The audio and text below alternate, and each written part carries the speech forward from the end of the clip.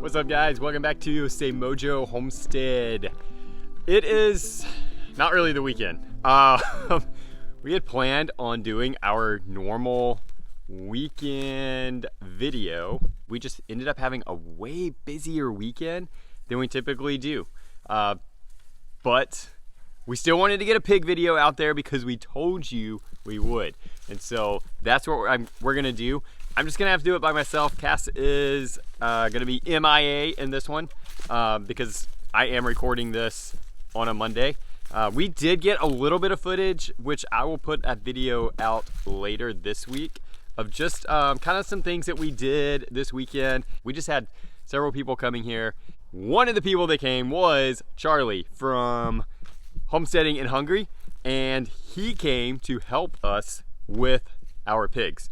I just wanted to share with you guys what we thought about pigs, because this was our first time, and take you through the process of what we experienced from getting them all the way to taking them to the processor. Now, we have not gotten the meat back. We just took them this weekend, but I am really looking forward to showing you guys what we get back and just the quality of meat, and really having high hopes for the breed that we did. So we'll start there. The breed that we got were Mangalitsa Berkshire mix. Now, the reason we wanted to go with that was because the Mangalitsas are notorious for their lard content. They are a very lard heavy pig. So if you're looking for a pig that's going to give you a lot of meat, probably want to stay away from the Mangalitsa. They have great quality meat, don't get me wrong, but the lard to meat ratio is going to be pretty high on the lard end. The Berkshire is an old world breed, which means it still has a good lard content, but it was mainly bred to be a meat pig. So our hope is, by having a cross, that we're going to get the best of both worlds. We're going to get really high quality fat and also really high quality meat. Now, Berkshires, if you don't know, are considered by many to be the superior of pork. Mangalitsa is right up there with it. You could probably easily get into a debate over which of those two is truly the best pork, but both of them have been described as like the Wagyu of pork. So all that aside, I'm super excited to get it back, to really see for myself and for our family to see just what we think of the quality, the taste, and all of that. I'm getting ahead of myself. So that breed, I actually found a breeder that was not too terribly far from us. He was about an hour and a half, maybe 2 hours from us, who had just started it. It was his first go at crossing those two breeds. Now, he's been raising both of those breeds, and they are registered, so they are really good quality lines that he has. So he crossed them this past year, and we got 3 out of that litter. And let me tell you, we were super impressed with it. I will link his information below. So if you're looking to get pigs and you are in kind of the South Carolina, North Carolina area, I would definitely suggest looking into what he has. The other thing that I really appreciated about Ben, who is the guy that we bought the pigs from, is he was more than willing to make himself available to help us out, to be there when we had any questions or any concerns or anything like that. He was a huge help. When you start in with a new livestock animal, make sure you have a mentor of some type, someone that you can call, ask questions. In a great scenario, it would be the person you bought them from, but that doesn't always work out, and that's fine. Just make sure you get somebody in your life that you can go to with any questions, because sometimes questions come up and you need an answer pretty quick. So, talking about the pen. We had them, woo, that sun's bright. Let me move. So we actually did woodland raised pork. So we had them in the woods. I am in their pen now. That's why I'm kind of spinning you around. So this was it. They had a pretty good space. Now, I don't really know the square footage of what we used, but it was a lot of room for just having 3 pigs. We did raise 3 pigs. We raised 1 for a friend. 2 of them are coming back to our freezer. What we did is we had field fencing that we stretched and put around the place, and then we just put a electric wire and ran it about 6 inches off the ground. and that was plenty. They were never tempted to get out. I think it's because they had so much space to roam around that they did not ever get bored or like have the desire to try to escape. I will say, from what I understand, if you are keeping pigs to breed, that's when it becomes a little bit more of a challenge, because when a female goes into heat, the male will smell those pheromones and he only wants one thing. So they become a little bit harder to contain. But for us, this setup was perfect and we had no issues whatsoever. The other benefit of having all of this room for the pigs is because pigs really are clean animals. They're going to section off their pen, and no other animal that we've ever had will do that. So they section it off into their bedding area, their feeding area, and then they will have a, let's call it a restroom area. And then of course the classic wallow, and they're gonna make that if you don't give them that. So they're gonna pick one place in the pen where they're gonna go to the bathroom. Now I will say, they will pee everywhere, including their wallow, to make a wallow. But when they poop, they're gonna pick one spot, and that's where it's gonna be. If you've got the space, you do wanna give them enough room to be able to have that area far away from the food. Now, one mistake that we made that I would change next time is create a wallow for them. Now, we kind of halfway attempted and tried. So the pigs just decided wherever they wanted to wallow, that's where they were gonna do it. Thankfully, it wasn't too inconvenient. I'm gonna go show you what we did for our food and water setup, and then we'll kind of mention the grow out rate.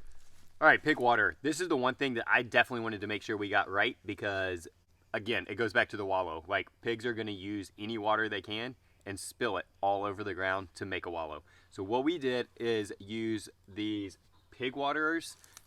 I can't really remember the official name for it. I'll go back and look at it and just kind of put it right here for you. But what it is, they bite down on it and it sprays water out. Now, you can attach these to like one of those big 500-gallon drums or something like that. Or you can do what we do. We are all about trying to simplify things on the homestead and eliminate chores and responsibilities.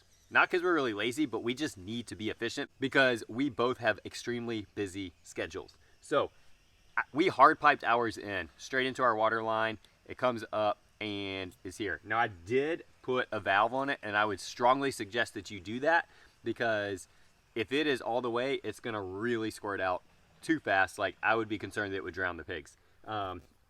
We put a ball valve on there, barely opened it, and it came out at a good rate for the pigs. Okay, guys. Whoa, okay. So this is where we would feed them. You got the trough behind me. We would just dump the food in there. So this is all covered. So this was kind of also doubled as their shelter area, hence a lot of the straw and stuff down here. Now the trough, my one suggestion on that would be make sure it is secured. Now, we did attach it to this because we went through a couple of attempts at a food bowl or food trough. This was the only one that worked. We anchored it into the sides of these really well, and so they couldn't push it around, knock it around. Now, you can just feed pigs on the ground. There was just something about like them eating off the dirt. Now, I know they do it all day long.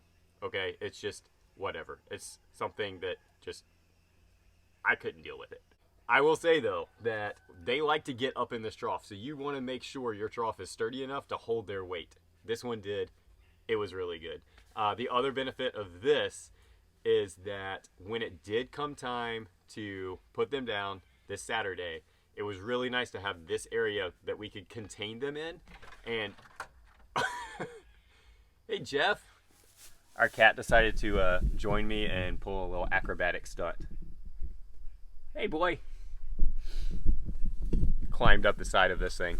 But it was really beneficial, kind of by happenstance, to be able to get them in here, close them in, and then go ahead and put them down. This is their comfortable spot, so it eliminated a lot of that stress and just really proved to be a surprise benefit that we did not plan on, but will definitely continue to do in the future because it was just so much easier. All right, let's talk about grow out rate. These guys grow extremely fast, and as a general rule of thumb, pigs are going to grow or could grow up to 2 pounds a day. Yeah. These I was very pleased with. I will say, we fed them heavy. We did 5 pounds of grain per pig per day.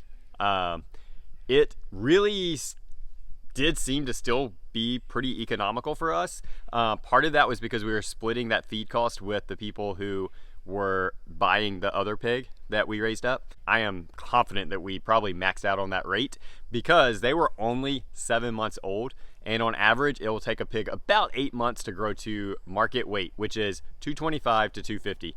I'm still waiting to get the official weight on them, but by measuring them, they all came out to be a little bit above, about 230 or so. One of them was a little bit bigger. So love the pigs. For us, they were really hands off. I fed them twice a day and that was it. We didn't have to do anything else. I did come in and kind of scoop their poop occasionally. They weren't overly smelly like a lot of people say they are. I think that was probably because they had so much room. There's definitely a little bit of a smell. And after a rain, it was really bad. It got potent then. But outside of that, the pigs really didn't smell that bad at all. The pigs themselves didn't smell at all. If you're wanting to raise your own meat, I would say like rabbits are a good starting point, but pork is definitely the way to go. They grow out super fast, they're very economical, and they're very, very low maintenance if you have the right setup. Now, I will always like to touch on this when we talk about processing animals, because one question we always get asked by some homesteaders, but mainly the non-homesteaders, is how can you do it? You know, how can you emotionally do it? We actually had somebody ask us that like the morning that we were doing all of this. Reality is, it's never easy. It is hard. It's a very bittersweet kind of thing. You are taking a life, and that is something here at Mojo we do not take lightly. I always stress to our kids like the reality of that. In order for us to eat meat, I guess, something has to give up its life. So it is something that we take very serious. We respect the animals. We respect the process. We love our animals. We do everything we can to give them the best life possible, because you know what, guys, like the reality is that most people are going to eat meat. It's just a lot easier to do so when you can go to the store and just buy that package of meat and you don't ever have to see that animal. But the sad part of that is that was still an animal that sacrificed its life so that you could eat, and in almost every case that animal did not have a fun life. It did not have a happy life, and in most cases, especially in big industry situations, wasn't even given the space to act the way that animal was supposed to act. These pigs were super happy the 8 months that they were alive, because they could spend all day long rooting around, wallowing in mud, playing together, running through the woods. It was a lot of fun watching them. Already kind of miss them, but you know, we'll get some more next year. We'll do it all over again, because it is so worth it to go through the little bit of heartache that it does take to take a life, so that you can have the best quality food, and you know that it was grown humanely, had a great life, and was fed really good quality food and loved. It wasn't ignored. And so that to me will always make it worth it. Thank you guys so much for watching. We really do appreciate each and every one of you. If you were new to this channel and you stumbled upon us because of this video, well, welcome. And as we like to say, welcome to the family. Go ahead, hit subscribe. We like to get content out there. We do some vlogs. We do content on gardening, animals, kind of all things homestead, just to give people an idea of what that lifestyle is like.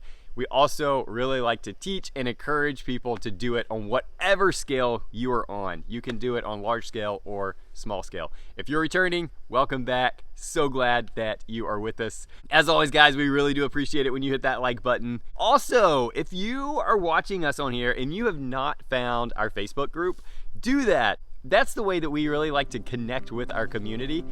It is in the description below on every single video, but it is called Homesteading from Scratch. We would love for you to come over and join us there as well. The intent of that is to build community among homesteaders and people who are looking and wanting to get into homesteading and be a little bit more self-sufficient. So hope you guys have a great week, and until next time, be blessed.